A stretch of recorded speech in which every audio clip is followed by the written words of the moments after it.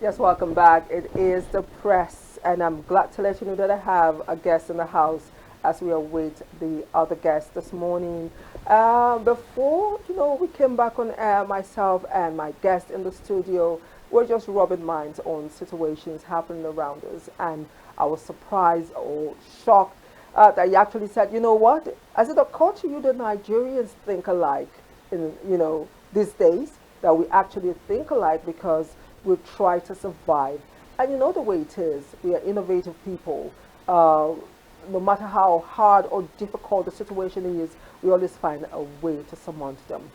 So I was telling him how, I try to handle certain situations, and it was like, I do it the same way. It doesn't mean we think alike. I said, well, you're a Nigerian. The problem is in the air. The solutions are there. So definitely, if you're a solution seeker, sometimes there's no way you will think the same. And this morning, we're taking a look at State of the Nation assessment of Nigeria 1 month after the New Year. We want to take a look at Nigeria. We want to sit back, relax on the show this morning, and from the depth of our heart, from the bottom of our bellies, we'll actually react to all that has happened from January 1st to the last day before we got into the second month of the year. Let's take an analysis, an assessment of, our views of Nigeria, since the beginning of 2026. And to do that, let me start my analysis. Now, 2026 has been a delicate but yet consequential year for Nigerians. It begins and brings to mind the turbulence of the mid-2020s, marked by inflationary shocks, currency adjustment, subsidy removal, rising debt service costs, and persistent insecurity that has forced long-delayed reforms onto the national agenda.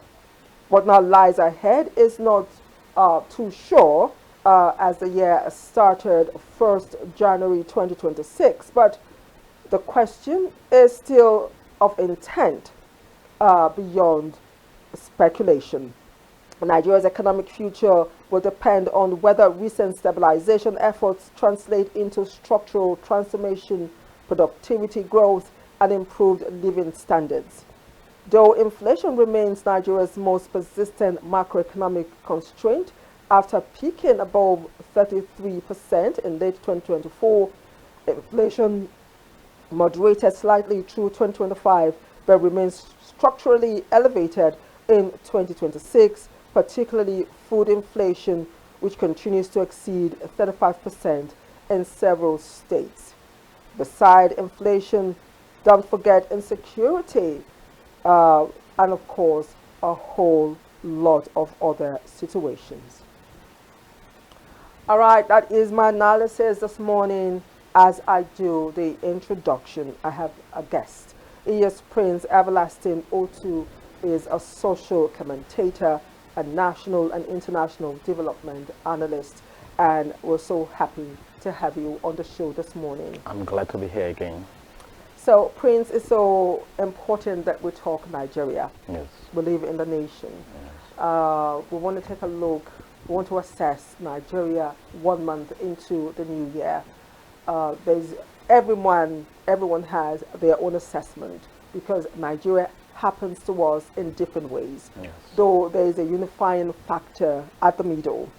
But again, often when the situations happen collectively or separately, we all respond to it, Yes. the way we view it or the way it makes us.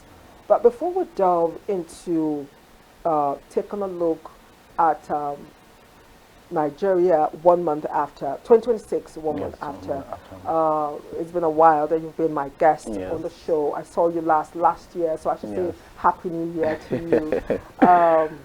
Let's take a look at 2025 for you as we walk into 2026. How has the happenings in 2025, eroded 2026? What impact in your own understanding? What are the core things you will lay your fingers at that that has actually shaped where we are at right now in 2026, first month into 2026 for you. All right, thank you very much. I want to, there's a point of correction. I was actually here in the new year. Really? Yes, we discussed how the year was going to look like. We did? Yes. And I think that was the day we called it an African setting. We're all dressed in an African attire. Thanks for reminding me. Yes. So I already said old age or what? Well, thank you. So thanks for reminding me. That's true. Yes, we discussed it to an extent, and I'm happy to be here again to 1 month later to narrate what has happened. Yes, in the last 1 month. Normally in the countries like Germany and France, the first thing that happens in the first year is the budget, the fiscal side. What controls what you do in a new year must come from a budget. And then we spoke and then we prayed in I think 2nd of January that the budget should be passed as early as possible, so that we can hit the ground running. We also spoke about how budget overlaps. 2025 budget had not been closed up, and we are still running project. Yes, we're still running project into a new year. Yes. So why is it that you gave yourself a timeline and nationally to complete a tax for the country? Money was set aside. I mean, the money was there, but we could not achieve it. Sometimes the things that come to be the impeding factors were things like security issues. Like in Zamfara, there were some roads that were supposed to be tarred, but because of security situations, they couldn't do it. In Abuja, because of salaries, government shut down, and work couldn't go on. So these are the things over time. Once you see that there's a strike in January, there's a strike in March, there's a strike in April, it affects our budgetary system. For instance, now the National Assembly is trying to pass the electoral bill. I don't want to digress, but it all... I would want us to pick these issues one after. Yes. So you're talking about, where did you stop? You were talking about the budget. The budget, yes. So, I mean, if you are going to discuss what has happened in the last 1 month, in the last 30 days, if we run a retrospect, the first thing is that the government promised us more investments.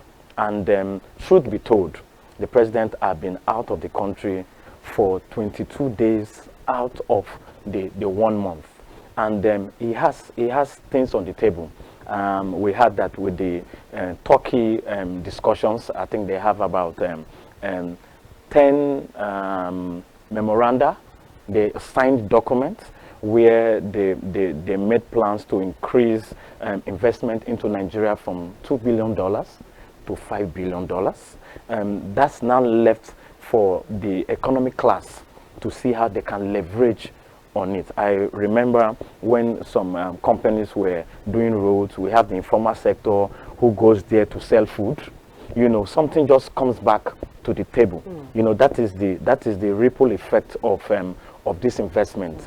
This investment was to also topple borrowing as a nation. I mean, we have oil, we have the non-oil sector, which we have not leveraged upon. We have oil, which came from God. I mean, nature provided it for us. So what stops you from mining these things to a certain level that will put food on every Nigerian's table? So when you juxtapose that with borrowing, you have hands and feet, but you decided to borrow. So I think the president started on a good line to start the year with investment opportunities rather than going to borrow, because last year was a lot of borrowing, traveling for borrowing's sake. So I think that has stopped for now. So if you look at what has happened within 1 year, more investment that are coming in vis-a-vis the budget that we hope should be passed at least before the end of February, I mean, that will put smiles on the faces of Nigerians. you're talking about the budget so Yes. far. Yes. Fine, you did tell us that the president, but there are a lot of people that wouldn't even agree with what you said, because there's been a lot of hue and cry about the traveling, trying to balance, those travels, asking if though all of it is necessary, going by our economic woes in the nation, where Nigerians are eating. I don't really want to appear too pessimistic, Yes. but not me, but there've been a lot of Yes. arguments and disagreements in terms of the traveling, when extra codes, when you calculate the extra code, Sure. when you take a look at the number of people who travel, on the streets, you try to do the arithmetic. Nigerians, most Nigerians have, they actually said it is too much. Compared to what we are going through in the nation. And of course, we still have problems with the budget. We're made to believe that even we're still running on 2024 budget, as it were. And this is January already. Yes. We've moved away from January to February, and Nigerians are still asking questions on that. Again, you quickly jumped into the electoral bill. Yes. We still have that too is another problem on ground. Yes. With the elections fast approaching, the papers this morning says that today, the 3rd of February, the Senate will be meeting. Correct. I really want your take on this, because Nigerians are scared. There are lots of speculation that if the Senate does not sit down to resolve these electoral new amendments to the electoral bill, as well, that it is possible that elections may be postponed. And we do not want to see that jamboree. Yes. We don't want to go through all that, in the future. We don't want to go through all that confusion, again, with all that we are grappling with, as it were. So I would want your take on why this delay. Last week we actually talked about it. Why do you think at this time we still have such happening? Is a spillover from January into February, as it were. Let's take a look at it. There's a lot going on about leadership issues, and let me also narrow it to project management. You have an election coming up in 2027, and part of the content in the amendment bill was that they could find a way to do the presidential election in November of 2026. That is part of what is on the paperwork. And as at February, as you have said, we do not have a legal paper, or INEC, the body that conduct election in our democratic process, that makes Nigerians feel Nigerians to be in a democratic process, INEC do not have a legal paper. As a matter of fact, if INEC does not have a legal paper, what are they doing at their offices? How are they planning? What are they foreseeing? How do they think that maybe the election will take place in March or April? Because once the amendment takes place, INEC hit the ground running, and the political parties can now start doing convention. What convention are you doing when the template for which you should run convention has not yet been passed? So it calls for it. I'll give the Senate a backlash, that in all what you do, the priority of Nigeria is hinged on the election process. And if the body that already has a budget to run with, the budget, everything is idle, you have to go as far as the nook and corners of Nigeria to start planning, but you don't have a paperwork, a legal representation. I think it shows how unserious we are. International bodies and the civil society have been drumming why this, and at the end of the day, we are now looking at the political side. Is this politicized? Like you said, is it that there's a plan, there's a plot to delay it intentionally? So we're still looking. But since the Senate President has said that they must come out with a harmonized work, how harmonized will it look like when you needed enough time to really dot the I's and cross the T's, because this paperwork is very delicate. Once there's an error, that's how it happened in 2023. So many errors. The Constitution said, the paperwork said you should do a visual transmission. If we don't do visual transmission, can the analog one state who the president is? All those intricacies, you know, like they always say, that you can win through technicalities. So we want a document that comes out that even civil societies and research bodies can look at it and look at where these errors are. So I foresee an issue, but I hope that once the paperwork is out, there's enough time also to dot the I's and cross the T's and see how we can hit the ground running for the elections coming in 2027. Yes, if you just joined us, it is the press, and my guest, Everlasting O2, is a social commentator. And we've done one part of our discussion. We'll take a break to bring in our second guest if he's here. If it's not, the phone lines will be open so you can call from home. Please, once you see the phone lines, call in and be part of the conversation. We're taking a look at Nigeria 1 month into 2026. Call in and let us know how Nigeria has treated you, is treating you, your expectations, they've been met. Are you happy with the situation on ground? If there's anything at all you want to talk about, please call in and be part of the conversation. We'll take that break, and when we return, more for you. Stay with us.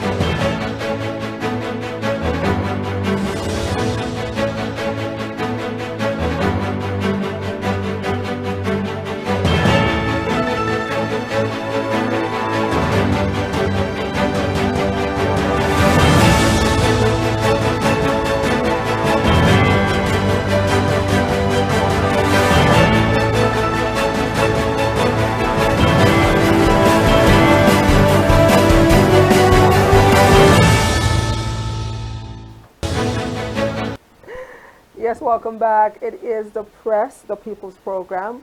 Very soon, I'm going to stop saying the People's Program because you guys don't call in anymore. I can't be the People's Program when a program was created for you and you're not participating anymore.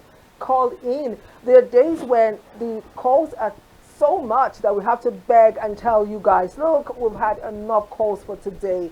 But these days, like I say, there's a drought of calls.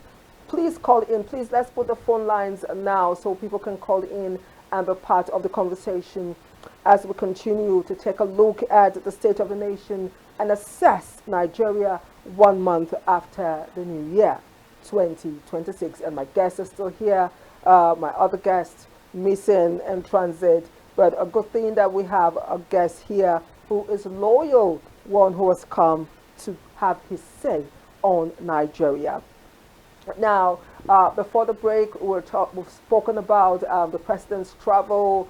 We talked about the budget. We actually talked about the electoral amendment bill. Yeah. And the next thing, because my guest did say the fact that, you know, this delay in the amendment bill is beginning to have a political coloration because Nigerians are asking why the delay in 2026. Only for us to open the papers this morning, the Senate is just meeting on the 3rd of February, while the elections are just around the corner. We do not want a situation where we wake up in the morning, we draw and drag, and we hear that there is a shift to the elections, not for us at all. So, what else to talk about? Go straight into our political situation, the political climate in Nigeria. If you take a look, we are gradually moving to a one-party state. This has been an issue in years past, and we hit our chest and say, no go happen. It's not possible. But ladies and gentlemen, count your fingers how many states now under the APC. Now we're talking about defections, and there's a need for us because this is the first, as it were, but it is happening. Prince, it is gradually happening. Almost all the states. How many remaining? I think just about 3 or 4. How many remaining? So it's become a reality. So let's talk about these defections, because I think from last year, up till now, open in January, I just say, as an adult, this is my first. This is my first. I've never seen it this way. The drive towards 2027. In fact, the speed towards 2027 and all the actors involved. Defections. Let us take a look at this. Does defection guarantee the success of leadership, of power? Because that is the picture that is being painted here. There's this belief that if everyone gravitates towards this one party, victory is sure. Please, I really want to understand before it happens, so I can prepare my mind. Yes. I'll first of all start by saying this is bad precedence. Even in our second and third republic, we had numerous political parties. We even had independent candidates that they came out and said, I want to rule. I want to give my all. So now, if we all tilt towards one political party, it has now become, we have gone back to the godfatherism era that we seemingly left at a certain time. And now, most of these politicians, they are telling you they are defecting out of an internal ideological reasons. But underneath, they are fighting for survival. They are fighting to just stay in. The political terrain is so uncertain, and they seem to be a powerful force from the center that is saying, if you are not with me, then you are not going to survive. Big states like Rivers, Akwa Ibom, oil-rich states that were once aligned to a political party has switched lane. So if the leader of the party in a particular state leaves the party, he has crumbled the party. So where is the game of competition? Where does competition comes in? So we are going to have a precedence where you just have election will be held, but we just know this is going to be the winner. So there will be no, you instead of having, let me say, 100 votes, where you're going to have 50, 60, you just have 90, 10. So if you are not in this political party, your dreams of serving the nation may not be actualized. However, in the long run, countries over the world have attempted this way before, and it all ended in chaos, in the sense that I joined you not for ideological reasons. I joined you for survival and for profits. So it means that I can backstab you. It happened to PDP. They were in power for 16 years. They had almost 23 to 24 states in their power, but lost it. They came to nothing. And this is what we are foreseeing again. One party is holding sway. I'm with you, but I don't love you. I'm married to you, but it's a marriage of convenience. It's a marriage of survival. I just want you to pay my bills, but I love somebody else outside, and it's all on social media. you left your husband and went outside. It just shows that you didn't love this person from the beginning. So what is playing politically is also playing socially. Nobody is aligned anymore to the ideology that we saw in those years, where you said, this is what I want to do for Nigeria. I have 3 things. We'll address this, address. Now you have to be aligned to a central idea. So even when how will I call it, when we start doing campaigns, you will see the thoughts will be aligning to what the center is saying. We just want five major things. For instance, our budget is about 51 trillion proposed budget. It's about 51 to 54 trillion. all what is on that list must be what the state should do. So it doesn't. At the end of the day, we the citizens of Nigeria will not be able to protest as we ought to, because there's an overwhelming power that has come to say this man must be here and nothing happened. So it's a bad precedent, and we hope that this thing changes, and we call on well-meaning politicians to stand their guts, to say, I don't want to join here for these reasons. And one last word before you say something is that because of the corrupt nature of politicians, because the EFCC can be the palace dog of the Oga at the top. So once there's a misdemeanor, a corruption case on your head, the palace guards, you understand, which in code could be EFCC, we just nail you. The statistics are there. It's not out of the blues. So we nail you. So what do you do? For survivor's sake, you join the ruling party. And this is what has happened in the Epstein file in the US, where we saw that the lives of politicians and the criminal life of politicians was used to tell them, to coerce them to do what they are not supposed to do, to pursue a bill that they were not supposed to pass, to favor somebody they are not supposed to accept a candidate that they are not supposed to accept, because there's a file against you, there's a camera, there are files that is incriminating you. And that's what is happening here. So once there's a file that's incriminating you, they've coerced you to join the ruling party. So because if you ask some politicians on the side, they will tell you, I didn't do it out of ideology. I was coerced to join. So we need to break that precedence. And I call on politicians, I call on the civil society organizations to dig deep into why there's a mass. Never has it happened in this way, that mass defection is going to hit the political system. It's not going to help us grow the democracy that we want to see in the future, where an independent candidate can come and the people will love him. What's the place of opposition in this? Because again, when people shout opposition, there are no strange bedfellows in politics. There are no strange bedfellows in politics. Yes. These are people who have gone round from one party, defect to another party, defect to another party. Is a cycle. Yes. They go round and round, and today we're talking opposition. Yes. It's the same. It's just like you wearing a number 10 jersey. It's like you wearing a number. You're not Okocha. You're not Ronaldo. You're not what's this? This late man. The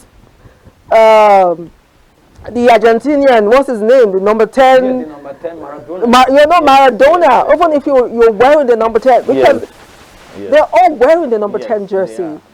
They are all wearing the number 10 jersey. And they are different individuals, but they've been together. So when you talk about opposition, I guess so skeptical. It's just like me holding my cup of water with my chewing stick, and I'm taking a wink at opposition, because they're all one and the same. But the question I'm asking is, in all of this, do you think the opposition that we have, in quote, do you think they're doing enough? No, they're not doing enough. As a matter of fact, like you said, strange bedfellows. They are not. I will also say birds of the same feather. What brought the former major political party down was just the agree with me. If you don't agree with me, I fight against you. Go. So normally, apart from the two major opposing political parties, other political parties that actually were pushy. And the statistics stands in the fact that there are some states that were not aligned to two major political parties. They won the major seats in such states. You know, we had that precedent, and our democracy, we can still say, still nascent. And we're supposed to grow from that level of maybe having like an APGA. We had some other parties that were, you know, in splinters. So we were supposed to have a progression okay, now from 2 states of non-major political parties to 5 to 7. So after 20 years, we would have had a fair, good opposition. For instance, if you have an opposition party like in Kano and have an opposition party like in Rivers, it's going to change the narration. It's going to change the course of politicking.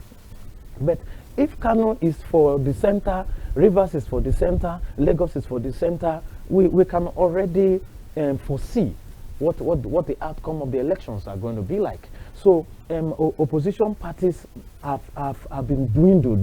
They've been reduced to rubbles.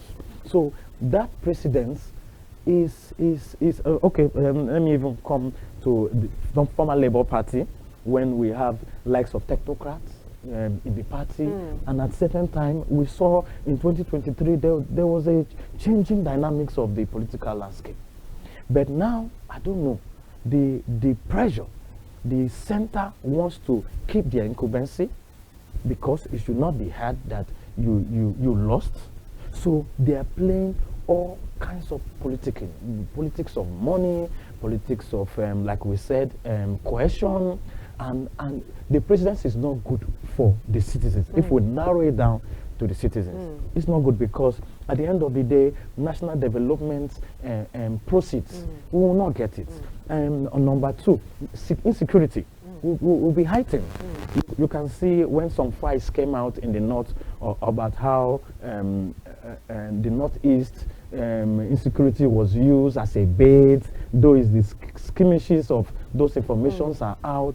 We need to stop that narration. So 2027 coming, we will be here to still talk about it and to learn lessons, you know. So I hope that the splinter political parties that are still there, they don't have a lot of leverage, to still keep their fingers on the decks and see how they can still cause a level of impact that will shake the ruling party. Okay. That is how it ought to be. All right.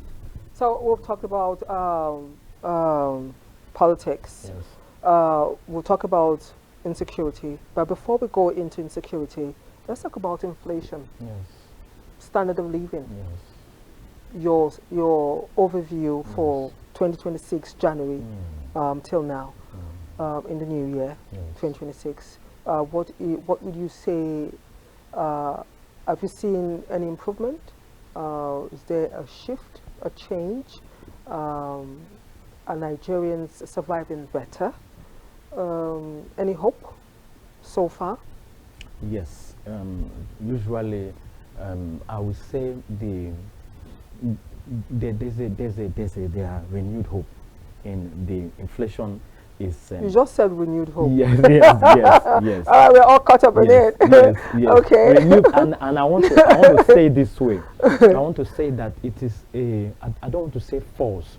It is hanging on the fact that politics is what is somehow reducing the exchange rate. There's some prices of products, agricultural product has reduced. The price of bag of rice has come down.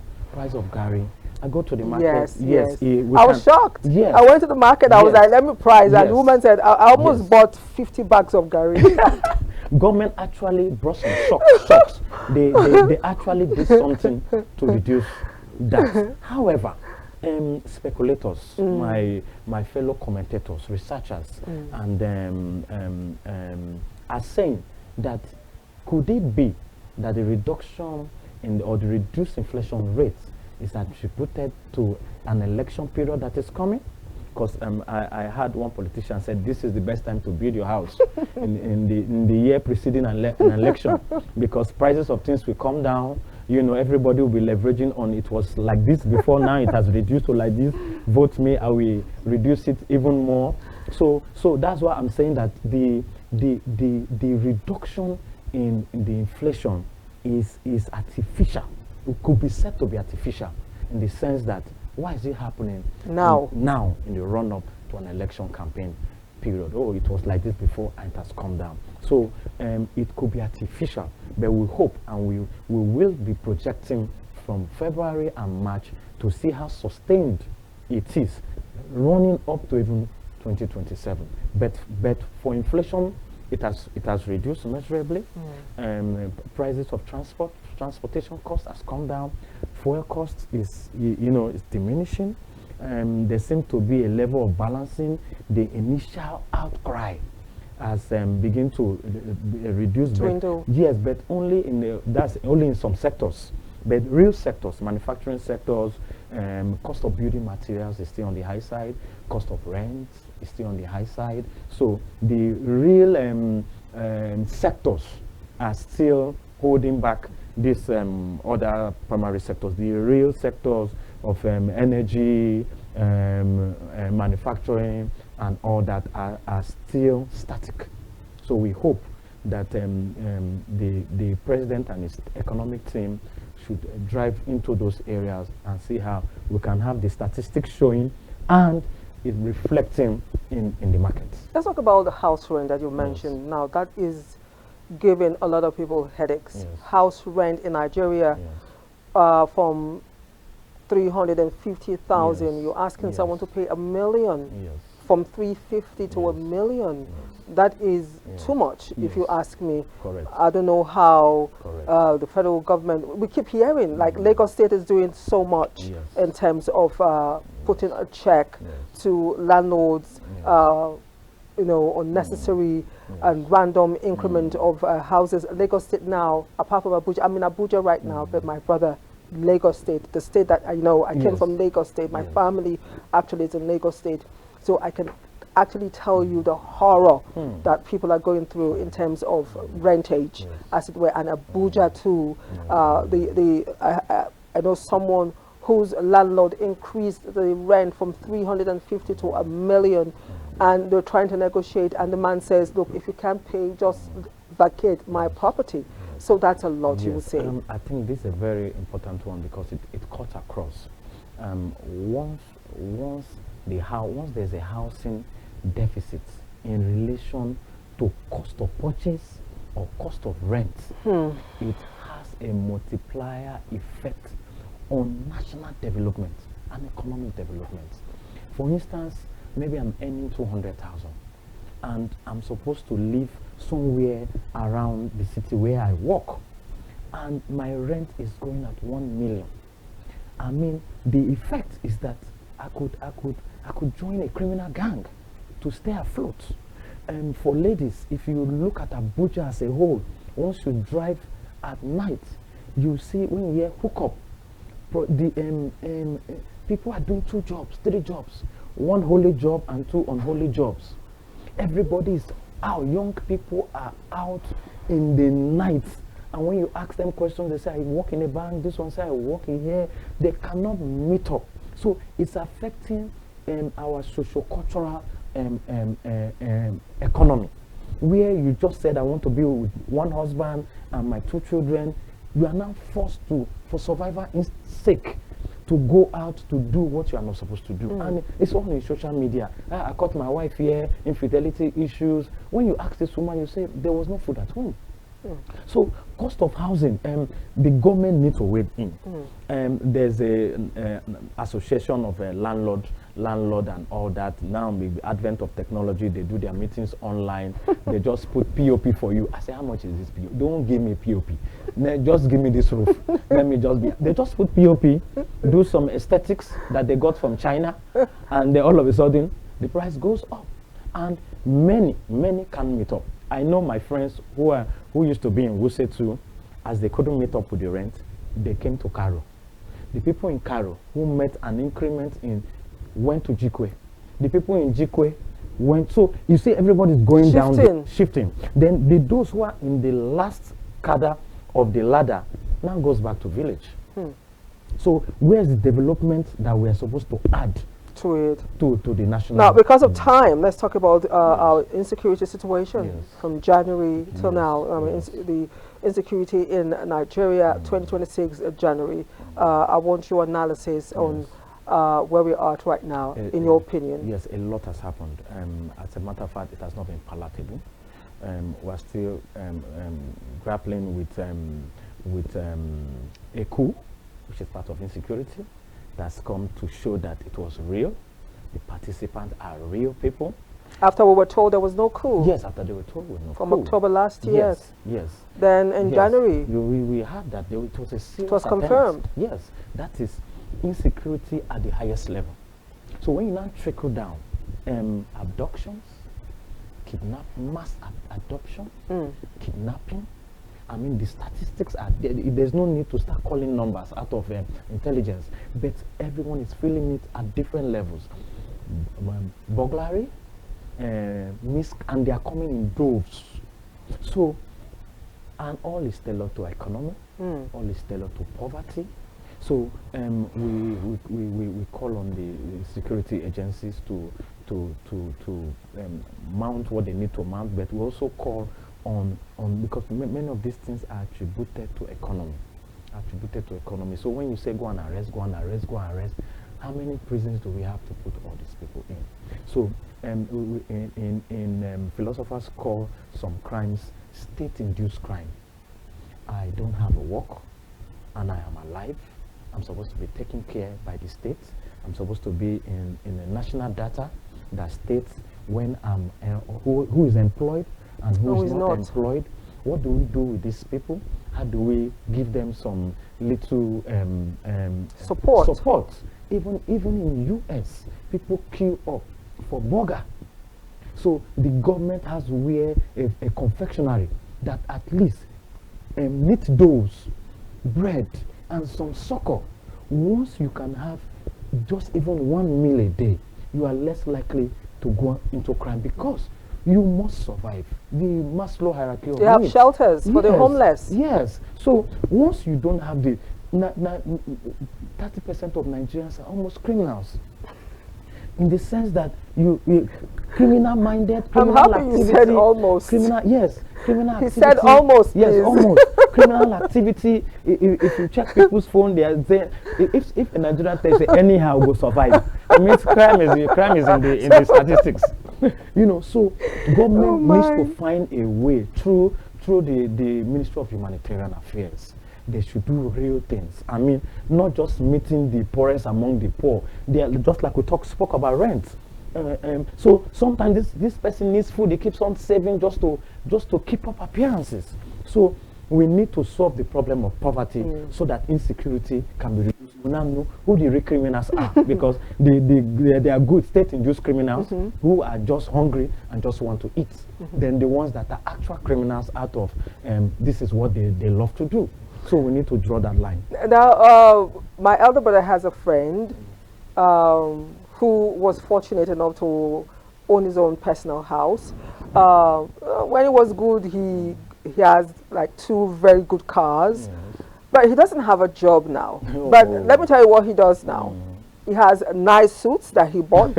So in the mornings, he takes his bath and gets into his car, carries his briefcase, and visits friends in their offices. And when he's about to leave, he says, "Oh, I forgot my wallet and I need to get fuel." And you know, so he visits on and on like that. And before night time, the pocket is full. He did it for a while, and of course, you know Nigeria now. They don't catch him. So sorry to cut you short. You know, in Business Day newspaper, I think for yesterday, they said begging economy. I had in our Business Day newspaper. Begging economy. Begging economy. That is just what you're That's saying. what? Yes, begging economy. Fine barra. Yes. That's what they call fine barra. Yes, 2000. You wear a tie. Yes. By the time every night his pocket is filled up. Yes. And on a very, very, very sad note, you talked about hookup. You talk about women. Yes.